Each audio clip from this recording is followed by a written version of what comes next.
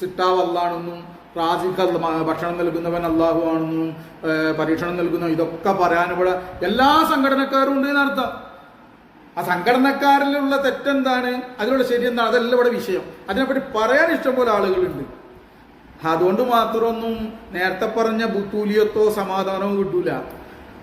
അതൊന്നും കൂടി വിശദമായിട്ട് പരിശുദ്ധ ഖുർആൻ അഹ്ലുസുന്നത്തുൽ ജമാഅത്തിന്റെ അഖീദ അനുസരിച്ച് വിശദമായിട്ട് അള്ളാഹുവിനെ സംബന്ധിച്ച് കൂടുതൽ അറിഞ്ഞ ആളുകളുമായി ബന്ധപ്പെടുമ്പോൾ ഈ ബാഹ്യമായിട്ട് ഈ അറിവ് എന്ന് പറഞ്ഞാൽ ഒരു മുസൽമാന്റെ വിശ്വാസം എന്താണെന്ന് ഒരു ഒരു ഒരു മുസ്ലിം അല്ലാത്തതായ ഒരു അറിയാൻ പരിശ്രമിക്കുന്ന ഒരാളോട് ചോദിച്ചിട്ടുണ്ടെങ്കിൽ അവർ പറഞ്ഞു ഈ പറഞ്ഞ കാര്യങ്ങളൊക്കെ. അതിന് ഇവിടെ പണ്ഡിതന്മാർ ആവണമെന്നൊന്നുമില്ല. അത് പറയാനേ പണ്ഡിതന്മാരല്ലാത്തവർക്കും സംഘടനാ പ്രവർത്തകരല്ലാത്തവർക്കും പറയാൻ പറ്റും. മനസ്സിലായി? ശ്രീ രാഹുൽ ഈശ്വറിനോട് ചോദിച്ചിട്ടുണ്ട്. രാഹുൽ ഈശ്വര ചിലപ്പോൾ ബിരക്കാട് ഉഷാറായിട്ട് രാഹുൽ ഈശ്വർ എന്നവർ പറയും. അതുപോലെ കുറെ ആളുകളുണ്ട്. അതിപ്പോ സാധാരണ എല്ലാവർക്കും പറയാൻ പറ്റുന്ന വാക്യന്മാരുടെ രീതിയാണ്. അതിനപ്പുറം ഈ പരിശുദ്ധ ഖുർആന് ഇത് വാക്യമായിട്ട് ഇത് ഇറങ്ങിയത് അറബി നന്നായി അറിയുന്ന, സാഹിത്യഭാഷ പോലും അറിയുന്ന, അറബിയുടെ സാഹിത്യത്തിന്റെ ഉന്നതിയിൽ നിൽക്കുന്ന അറബികളായ ആളുകളിലേക്കാണ് ഈ പരിശുദ്ധ ഖുർആൻ ഇറങ്ങിയത്. അവർക്ക് ഇത് പരിഭാഷപ്പെടുത്തേണ്ട കാര്യമില്ല. എന്നിട്ട് അത് ഇറങ്ങിയിട്ട് അതിനെന്ത് ചെയ്തു? ആ പ്രവാചകർ എന്ത് ചെയ്തു എന്നാ പറഞ്ഞത്? അത് പഠിപ്പിച്ചു കൊടുക്കുന്നു.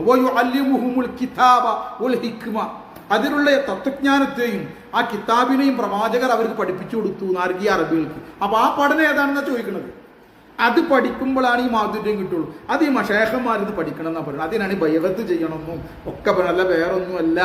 ആരൊക്കെ പറഞ്ഞവർ കബർ പൂജിക്കാനോ ഇതൊന്നുമല്ല. കബർ പൂജ നിങ്ങൾ ചെയ്യണ്ട. കബർ പൂജിക്കലൊക്കെ ഹറാമാണ്. അതൊന്നും വേണ്ട. മനസ്സിലാവും? അവിടെ സിയാർത്ത് ചെയ്താൽ മതി. മനസ്സിലായോ? അള്ളാഹുവിൽ ആരും പങ്കെടുക്കൊന്നും വേണ്ട. മനസ്സിലാവുണ്ടാവും? അത് അറിയുമ്പോൾ ആ പങ്കേർക്കലൊക്കെ പോയിക്കോളൂ. മനസ്സിലാവുണ്ടാവും? അപ്പോൾ ആ ആൾക്കാർ മനസ്സിലാക്കാണ് ബൈഅത്താണ് ഷെയ്ഖിനെ പൊടിക്കുന്നത്, ബൈഅത്ത് ചെയ്യുന്നത്, ഷെയ്ഖിനെ സ്വീകരിക്കുന്നത് എന്തിനു വേണ്ടിയിട്ടാണ്? അത് ഇങ്ങനെ കബർ പൂജിക്കാൻ വേണ്ടിയിട്ടും ഷെയ്ഖന്മാരുടെ കാല് മുത്താൻ വേണ്ടി, കൈ മുത്താൻ വേണ്ടിയിട്ടാണ്. അതിനല്ല ബൈഅത്ത്. ബൈഅത്ത് അള്ളാഹിനെ അറിഞ്ഞ് ഇബാദത്ത് ചെയ്യുന്ന അവസ്ഥ ഉണ്ടാക്കി അതിലൂടെ അള്ളാഹിന്റെ കുർബും വസ്തുവും അവന്റെ വിലായത്ത്, അതായത് അള്ളാഹിന്റെ തൃപ്തി കരസ്ഥാക്കാൻ വേണ്ടിയിട്ടാണ് ബൈഅത്ത്. റസൂലുള്ളാഹി സ്വല്ലല്ലാഹു അലൈഹി വസല്ലം തങ്ങൾ അല്ലാഹു തആല ഈ ഭൂമിയിലേക്ക് ഈ നമ്മളെ അവസാന കാലം എന്നുള്ള ഈ ജനങ്ങളിലേക്ക് എന്തിനാണ് നിയോഗിച്ചത്? ആ നിയോഗിച്ചതിന്റെ ദൗത്യം നമ്മൾ ആ നിയോഗ ദൗത്യം പൂർത്തിയാവാൻ വേണ്ടിയിട്ട് നമ്മൾ ബൈഅത്ത് ചെയ്യുന്നത്. ഇത് മനസ്സിലാക്കണം. അത് ഇങ്ങനത്തെ ഇഷ്ടം വന്നിട്ട് ബഹുമാനിച്ച് ആദരിച്ചു, നിങ്ങൾ ഷെയ്ഖിനെ ആദരിച്ചു, ആദരിച്ചു, ഹറാമാവാത്ത വിധത്തിൽ ആദരിക്കുന്ന ബഹുമാനിക്കുക, ഉമ്മാനെയും ബാപ്പനെയും ഷെയ്ഖിനെ ഉസ്താനൊക്കെ ബഹുമാനിക്കുക, മുത്താതിരിക്കുക, എന്തേലും ചെയ്തു അത് വിഷയമല്ല. ഇവിടെ നിങ്ങൾ ശിർക്ക് ചെയ്യാൻ മതി, അള്ളാഹു വിരോധിച്ച കാര്യങ്ങൾ ചെയ്യാൻ മതി. ഇവിടെ അള്ളാഹിനെ പറ്റി അറിയാൻ നോക്കി എൻ്റെ പ്രിയമുള്ള എനിക്ക് ഏറ്റവും സ്നേഹമുള്ള എൻ്റെ പ്രിയമുള്ളവരെ, നമ്മൾ അള്ളാഹിനെ സംബന്ധിച്ച് അറിയണം. അറിയുമ്പോൾ അള്ളാഹിനോട് വല്ലാത്ത സ്നേഹം തോന്നും. സൂറത്തുൽ മുസമ്മിലില് 8-ാമത്തെ ആയത്തിന്റെ ഓർമ്മ ശരിയാണെങ്കിൽ 8-ാമത്തെ ആയത്ത് ഒന്ന് ശ്രദ്ധിച്ചു നോക്കി. അതിൽ പറയുന്നുണ്ട്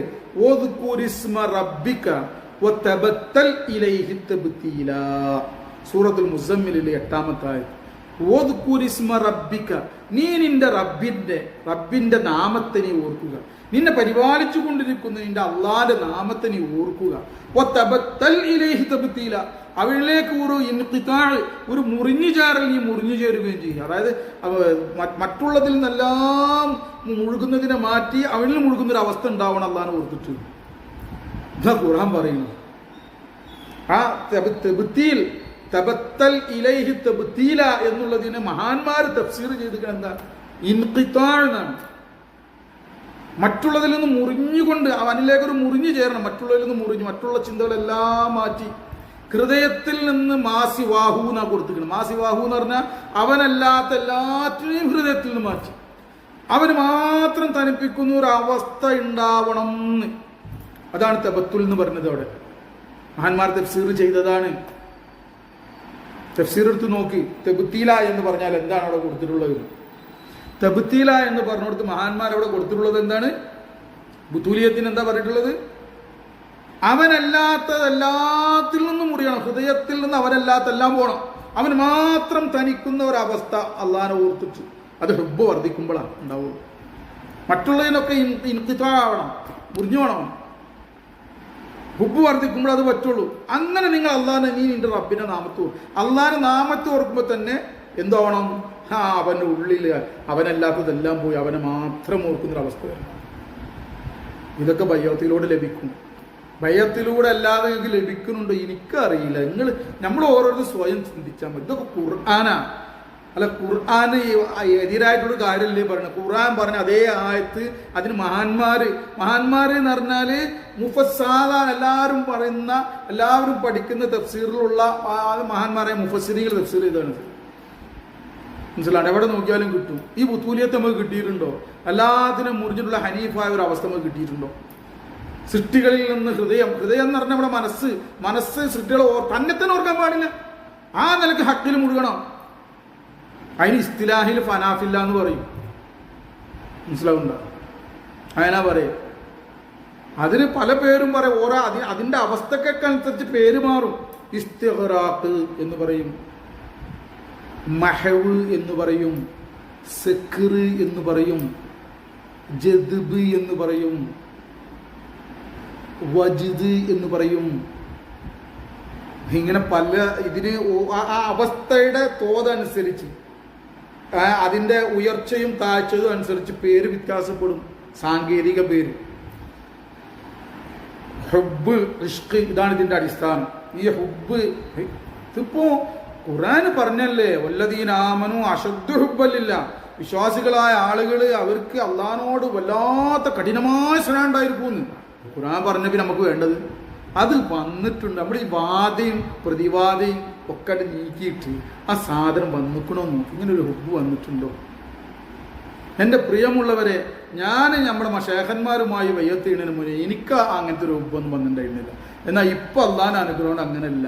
ഈ മശേഖന്മാരിൽ നിന്ന് വന്ന് സഹവസിച്ച് അവരെ ശിക്ഷണം സ്വീകരിച്ച് അവരിൽ നിന്ന് അള്ളാഹുവിനെ സംബന്ധിച്ച് റസൂലിനെ സംബന്ധിച്ച് അറിഞ്ഞ് ഇങ്ങനെ വരുമ്പോൾ എത്ര കണ്ട അള്ളാഹുവിനെ അവന്റെ റസൂലിനെ സംബന്ധിച്ച് ഈ മശാഖമറവ് പറഞ്ഞു തന്നു, അത്ര കണ്ട് എന്നിൽ നിന്നും സൃഷ്ടികളോടുള്ള ആ ഒരു സൃഷ്ടികളായിക്കൊണ്ടുള്ള താല്പര്യവും മഹബത്തും നീങ്ങി എന്ത് ചെയ്തു?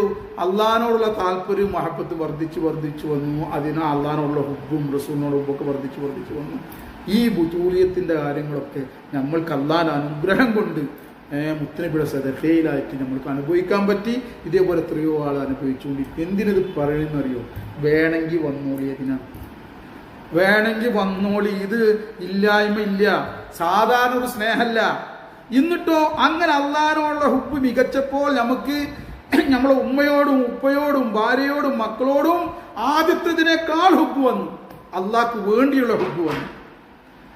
അള്ളാഹ്ക്ക് വേണ്ടിയുള്ള ഹുബ്ബ്, അള്ളാഹിന്റെ അനുഗ്രഹം കൂടി നമ്മളിലേക്ക് വന്നു. മനസ്സിലാവുന്നുണ്ടോ? അള്ളാഹു സുബ്ഹാനഹു വ തആല തൗഫീഖ് നൽകട്ടെ ഇതിനൊക്കെ.